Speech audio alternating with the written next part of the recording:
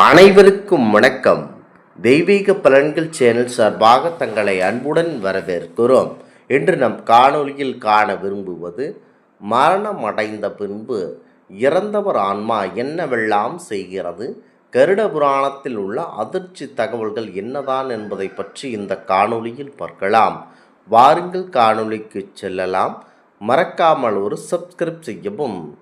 ஒரு மனிதன் இறந்த பின்னர் அவருடைய ஆன்மா எத்தனை நாட்கள் அவரது வீட்டை சுற்றியே இருக்கும் என கருட புராணத்தில் சில வியப்புக்குரிய தகவல்களும் குறிப்புகளும் அடங்கியுள்ளன. கருட புராணம் என்பது விஷ்ணு பெருமானிடம் கருடர் ஒரு மனிதன் இறந்த பின்பு என்னவெல்லாம் செய்கிறான், அவனுக்கு என்னவெல்லாம் வழங்குகிறார்கள் என்பதை கேட்டு துணிந்து கொண்ட ஒரு அற்புதமான புராணமாகும். அது குறித்து தான் இந்த பதிவில் பார்க்க போகிறோம். இந்த உலகில் ஜீவராசிகளாக பிறந்த ஒவ்வொருவரும் என்றாவது ஒரு நாள் கண்டிப்பாக இறந்துவிட வேண்டும் என்பதுதான் நியதி. மரணம் என்ற வார்த்தையை கேட்டாலே பலருக்கும் நடுக்கம் ஏற்படுகிறது. மரணத்திற்கு பின்னர் நடக்கும் ஒவ்வொரு நிகழ்வும் இறைவனுடன் தொடர்புடையது. இறைவனின் மரணத்திற்கு பிறகு என்ன நடக்கும் என்பது குறித்து யாருக்கும் தெரியாது. ஒரு உயிர் மரணமடைந்த பின்னர் அந்த ஆன்மாவின் பயணம் தொடங்குகிறது. இது குறித்து கருட புராணம் தகவல்கள் கண்டிப்பாக வழங்குகிறது. முக்கியமாக நம்முடைய மதத்தில் உள்ள 18 புராணங்களில் கருட புராணமும் ஒன்றாகும். இதில் ஒருவரின் மரணத்திற்கு பின்பு என்ன நடக்கும், அந்த ஆன்மாவின் பயணம் மற்றும் இயக்கம் உள்ளிட்ட பல தகவல்களை விவரிக்கிறது கருட புராணம். கருட புராணத்தின்படி ஒருவரின் மரணத்திற்கு பிறகு அவருடைய ஆன்மாவானது உடனடியாக வீட்டை விட்டு நிரந்தரமாக வெளியேறுவதில்லை. உடல் அழிந்தாலும் அந்த ஆன்மாவானது குடும்பத்தினர் மற்றும் வீட்டின் மீதான பற்றுதலால் சில நாட்கள் அங்கேயே சுற்றி இருக்குமாம். ஆன்மாவின் பயணம் பற்றி கருட புராணத்தில் கூறும் கால வரிசைகள் குறித்து தெரிந்து கொள்ளுங்கள்.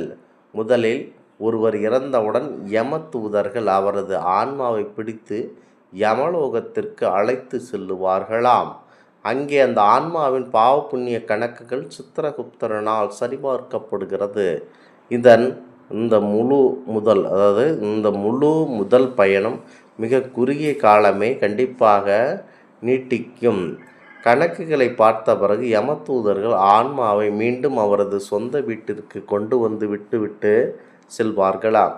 இந்த நிகழ்வு மரணம் சம்பவித்த முதல் 24 மணி நேரத்திற்குள் நடந்து முடிந்து விடுமாம். வீட்டிற்கு திரும்பும் ஆன்மா தனது உடலை எரித்த சாம்பல் அல்லது புதைத்த இடத்தில் அருகிலும் தான் வாழ்ந்த வீட்டை சுற்றியும் உலவி வருமாம். இந்த நாட்களில் ஆன்மாவிற்கு மிக சிறிய அளவிலான உடலே, அதாவது சூட்சும சரீரம் மட்டுமே இருக்கும். குடும்பத்தினர் செய்யும் பிண்டதானம் மற்றும் கிரியைகள் அந்த ஆன்மாவிற்கு உணவாகவும் அடுத்த கட்ட பயணத்திற்கு ஆற்றலாகவும் மாறுமாகும். இந்த நிகழ்வு மரணம் சம்பவித்த 10 நாட்கள் வரை தொடங்கும். இந்த நேரத்தில் வீட்டை சுற்றி அந்த ஆன்மாக்கள் அழத் தொடங்குமாம். அனைவரிடமும் எப்படி நாம் வாழ்ந்தோம், எப்படியெல்லாம் இருந்தோம், இப்படி ஆகிவிட்டோமே என அழுந்து புலம்பி தவிக்குமாம். ஒரு கட்டத்தில் மனதை ஆறுதல் செய்து கொண்டு எங்கேயோ புறப்பட செல்லுமாம். மரணம் சம்பவித்த 11 மற்றும் 12ஆம் நாட்களில் செய்யப்படும் சிறப்பு சடங்குகள், தானங்கள் மற்றும் பிற காரியங்கள் மூலம் ஆன்மா தனது பசியை ஆற்றிக்கொண்டு பூலோக பற்றுகளை கொஞ்சம் கொஞ்சமாக விடத் தொடங்கும். இது ஆன்மா யமலோக பயணத்திற்கு தயாராக இருப்பதை குறிக்கும்.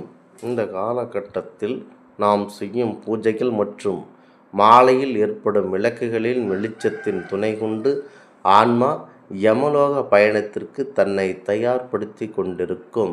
முக்கியமாக 13ஆவது நாள் முக்கியத்துவம் வாய்ந்த நித்திர வெளியேற்றம். கருட புராணத்தின்படி மரணத்திற்கு பிறகு 13ஆம் நாளில் ஆன்மா வீட்டை விட்டு நிரந்தரமாக வெளியேறும்.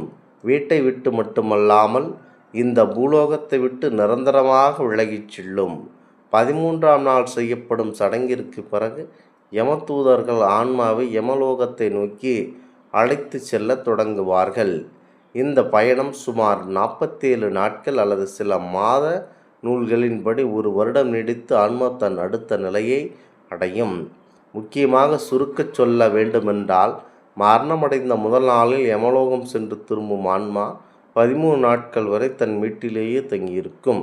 13வது நாள் சடங்குகள் முடிந்த பிறகு அது வீட்டை விட்டு முழுமையாக வெளியேறி தன் இறுதி பயணத்தை தொடங்குகிறது. இதனால்தான் 13 நாட்கள் வரை வீட்டில் தீட்டு காக்கப்பட்டு சடங்குகள் முழுமையாக செய்யப்படுகின்றன. மரணம் நிகழ்ந்த வீட்டில் 13 நாட்கள் வீட்டில் தூய்மை பேணப்பட வேண்டும். அதிகாலை எழுந்து குளிக்க வேண்டும். இரவில் அழுவதை தவிர்க்க வேண்டும். இறந்தவரை மீண்டும் மீண்டும் அழைக்கக்கூடாது. அவ்வாறு செய்வது இறந்தவரின் ஆன்மாவிற்கு துன்பத்தை கண்டிப்பாக ஏற்படுத்தலாம். 13 நாட்கள் இறந்தவர்களின் மரணத்தை நினைத்து அவர்கள் ஆன்மா முக்தி அடைய வேண்டி பூஜைகள் சிரத்தையுடன் மேற்கொள்ள வேண்டும். மது அருந்துதல், புகைப்பிடித்தல், இறைச்சி உண்ணுதல் போன்றவற்றை செய்தல் கூடாது. இறந்தவர்களுக்கு பிடித்த உணவுகள், பஜனங்களை படைத்து விளக்கேற்றி வழிபட வேண்டும். இறந்தவர்களை நினைத்து அழுவது அல்லது அவர்களை மீண்டும் வந்துவிடுமாறு அழைப்பது அந்த ஆன்மாவிற்கு கடுமையான மனவேதனையும் துன்பத்தையும் ஏற்படுத்தும். இது பூலோகத்தின் மீதான அவர்களின் பற்றுதல் துண்டிக்கப்படாமல் செய்து ஆன்மா அமைதியடைவதற்கு பதிலாக துன்பத்தை அதிகரிக்கலாம். முக்கியமாக இதனை எல்லாம் மனதில் நினைத்து கொண்டு அந்த ஆன்மாவானது கடும் மனவேதனையை அடைகிறது. அந்த 13 நாட்கள் கழித்து அந்த ஆன்மாவானது யமலோகத்திற்கு செல்லுகிறது.